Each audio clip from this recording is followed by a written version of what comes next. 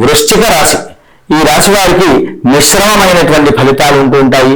అనుకున్న కార్యాలు సకాలంలోనే నెరవేరినప్పటికి కూడాను కొంతమేరకు చివరి నిమిషాల్లో ఆ కార్యం అనేటువంటిది వాయిదా పడము, మరుసటి రోజు కార్యం పూర్తి చేస్తామన్నట్టుగా చెప్పడం సంభవిస్తూ ఉంటుంది.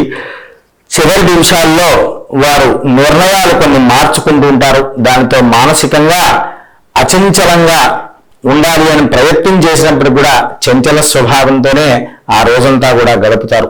కనుక మీరు చాలా జాగ్రత్త వహించండి.